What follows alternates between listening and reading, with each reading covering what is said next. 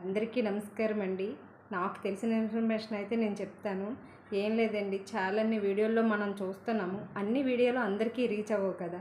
కనీసం నన్ను నమ్ముకొని నా ఫాలోవర్స్ అయినా సరే, లేకపోతే ఇంకా చూడవలసిన వాళ్ళు అయినా సరే చూసి తెలుసుకుంటారని నేను కూడా అలాగే చూసే తెలుసుకున్నానండి. అది మరి 10 మందికి యూజ్ అవుతుందనే ఉద్దేశంతో వీడియో అయితే చేస్తున్నాను.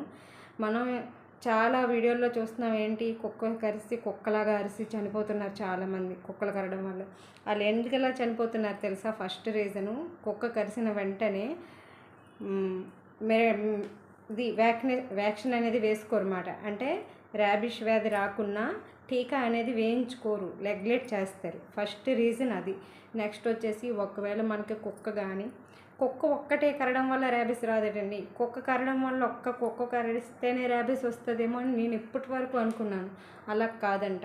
కుక్క కరిసిన, ఎలక కరిసిన, గీదెలు, ఆవులు, నెక్స్ట్ వచ్చేసి కోతులు, ఇలాంటి వాటి నుంచి కూడా ర్యాబిస్ వచ్చే ఛాన్స్ చాలా ఎక్కువ ఉందంట. జాగ్రత్తగా ఉండండి. ఫస్ట్ వినండి. ఒకవేళ కుక్క కరిసింది అనుకోండి, కుక్క కరిసేటప్పుడంట హ్యాండ్ వాష్ కానీ సబ్బుతో కానీ ఒక 10 టైమ్స్ బాగా రుద్ది మొత్తం వాష్ చేయాలంట.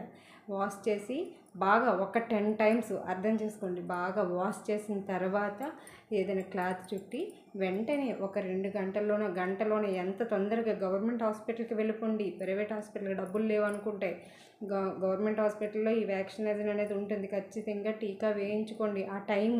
వాళ్ళు టైం చెప్తారు. ఆ టైంలో అలా పని ఉంది, ఈ పని ఉందని కాకుండా ఆ టీకాలు అనేవి కరెక్ట్గా టైం ప్రకారంగా ఫస్ట్ వేయించుకోండి. ఇవన్నీ కరడం వల్ల ర్యాబిస్ వస్తుందంటే, వన్స్ ర్యాబిస్ ఎంటర్ అయింది అనుకుంటే మన బాడీలోకి, మనం చనిపోవడం తప్ప మనకి వేరే మార్గమే లేదు.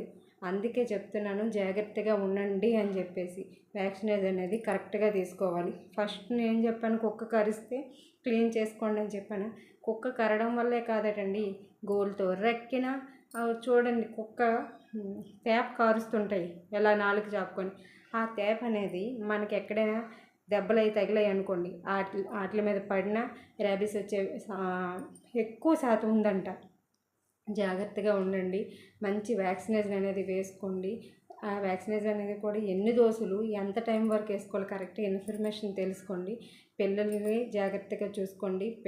పిల్లలకి మెయిన్ కుక్కల నుంచి ఎక్కువ ఇబ్బంది పట్టడం వల్ల కుక్కల నుంచి ర్యాబిస్ అనేది వచ్చే ఛాన్స్ ఉంది. అంటే ఆ పిల్లలకి ఎక్కువగా కరుస్తాయి కాబట్టి వాళ్ళు ఎక్కువ కుక్కలతో ఆడతారు, గీకడం, రెక్కడం ఇలాంటివి జరుగుతాయి. కాబట్టి కేర్ఫుల్గా ఉండండి.